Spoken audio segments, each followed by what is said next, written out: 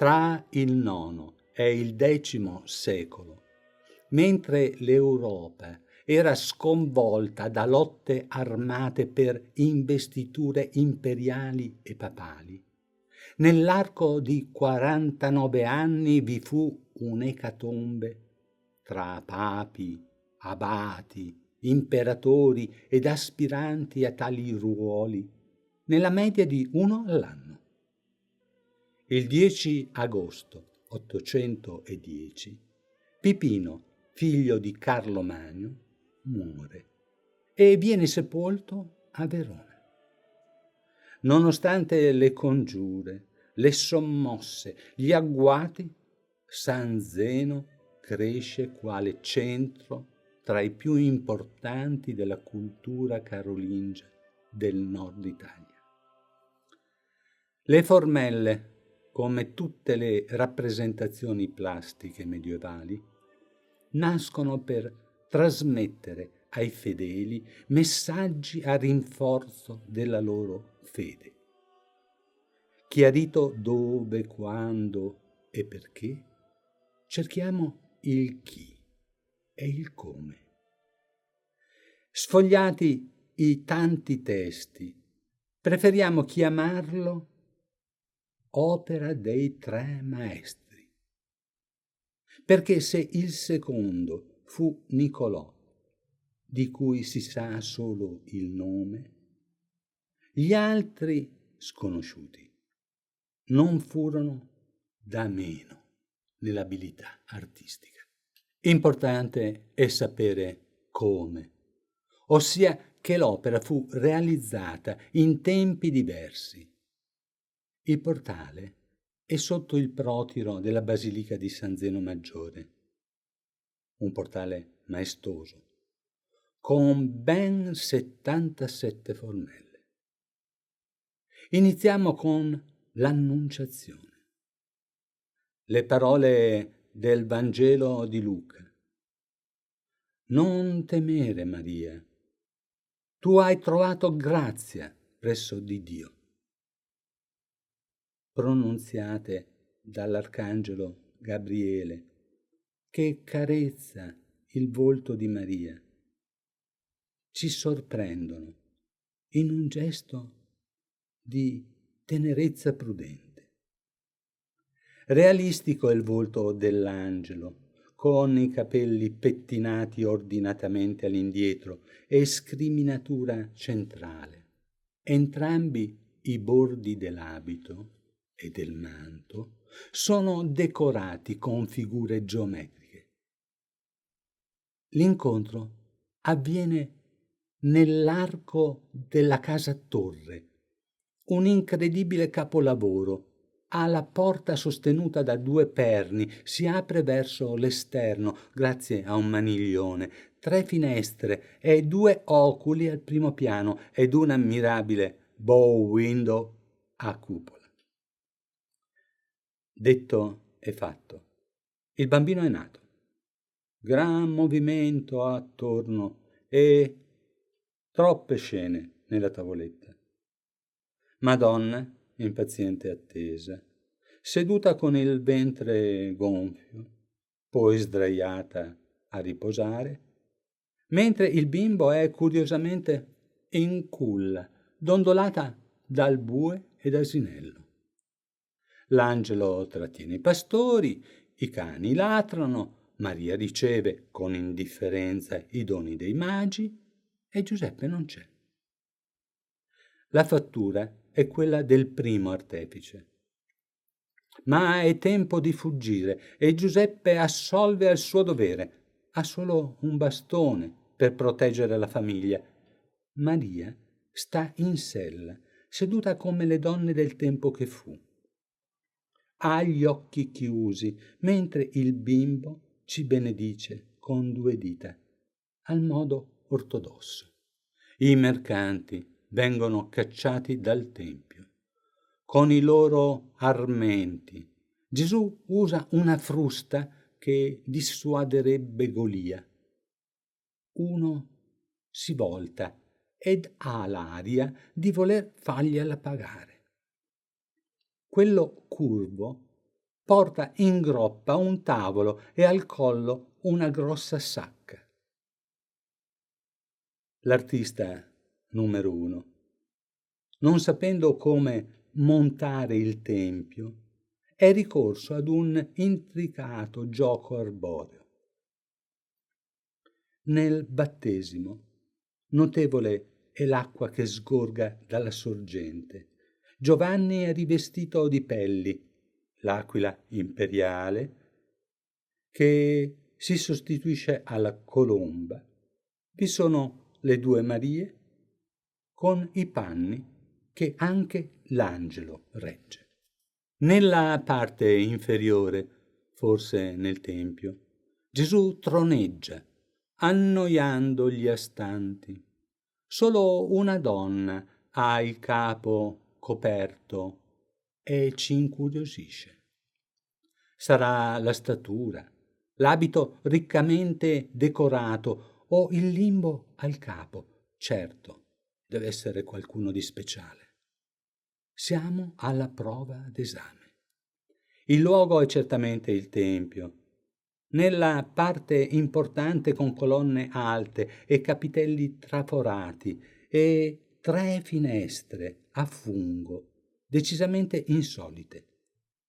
Cristo al centro risponde. C'è chi puntualizza, chi chiede la parola, chi riflette, chi ascolta.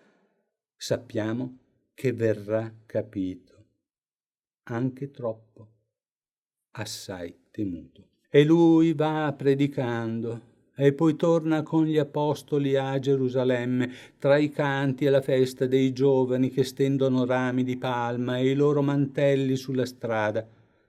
La fattura dell'opera è di mano diversa. I volti sono realistici, le ampie volute dei manti nel movimento delle gambe dei 2 giovani, la miglior definizione degli occhi. Tutte immagini recuperate dai sepolcri romani e dai mosaici bizantini.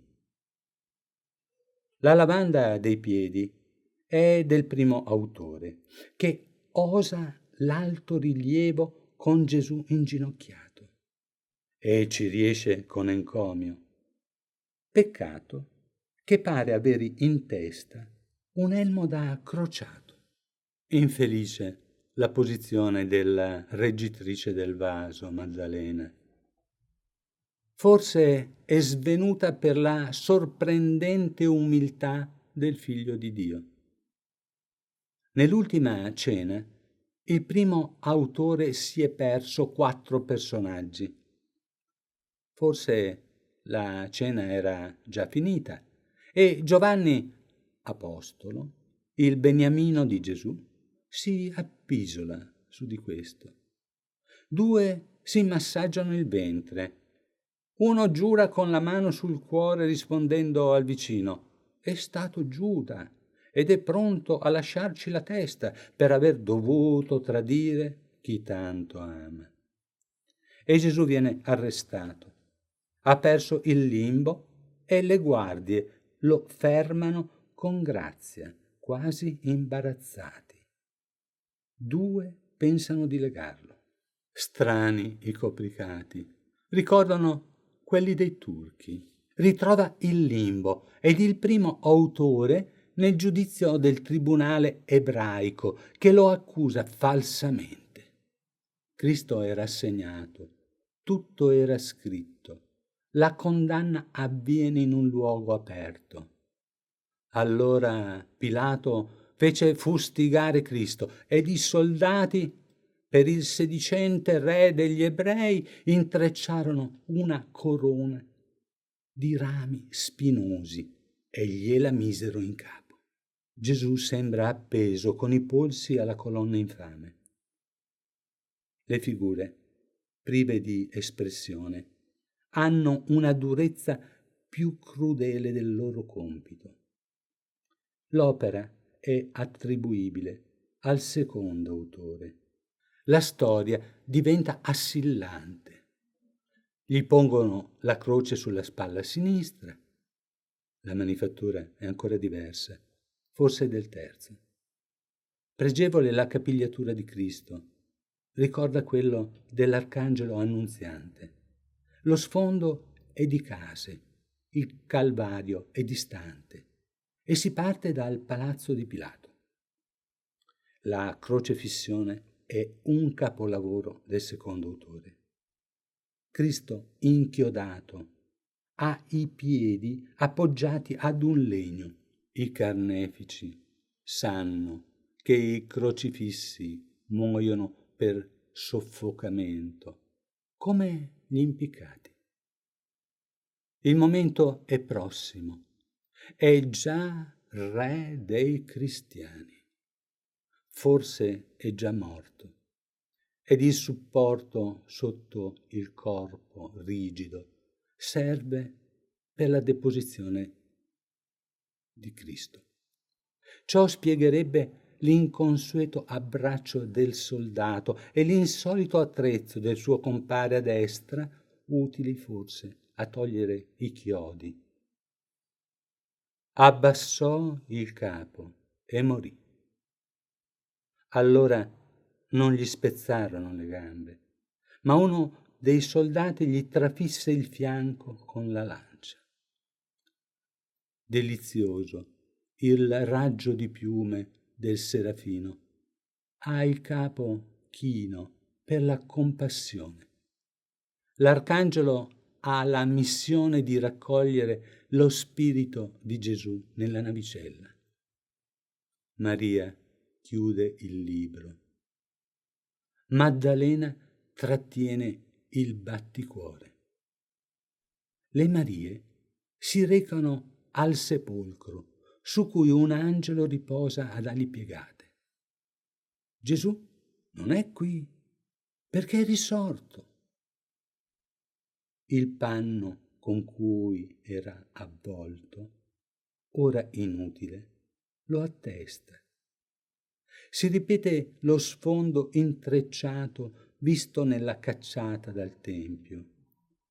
Ma qui, sulla geometria, prevale l'arboreità dell'aviluppo. Di straordinaria potenza è la formella del Cristo che salva chi ne segue l'esempio. Gli altri sono preda del demone, dal volto deformato, dal sadico piacere di cacciare agli inferi gli spiriti abietti. Uno sta precipitando nel pozzo nero, mentre una famiglia a catena cerca di trovare in Gesù la salvezza. Cristo è in gloria tra angeli, con turibolo e 2 serafini dalle 6 ali, 2 per coprire gli occhi davanti alla luce accecante di Dio, 2 per nascondere i piedi, segno residuo d'umanità, 2 per volare al volere del Signore. Cristo, figura ieratica, ricorda negli occhi profondi le statue fenicie. Alza la mano destra per prendere il pastorale che l'angelo gli porge. I serafini, bella sporgenza della spalla di quello di destra, reggono la croce che congiunge cielo e terra. Ai piedi dei serafini i simboli alati dell'imperatore. Del terzo autore è l'incredibile protome umana, dalla cui bocca spalancata tra barba e baffi fa capolino la testa di un leone, simbolo imperiale. Una storia parallela. Un soldato andò nella prigione e decapitò la testa di Giovanni, cugino di Gesù, per offrirlo su un piatto d'argento a Salomè. La formella è un piccolo filmato. Battista, in prigione, ha le mani legate. Il soldato, nel gesto d'estrarre la spada, il corpo mozzato, non ancora caduto, ed un secondo sgherro più basso e tozzo che recapita il truce dono. Il delitto d'amore respinto ed eseguito su ordine di Erode, poiché invaghito dal desiderio di possedere Salomè, la sinuosa danzatrice, figlia della sua sposa.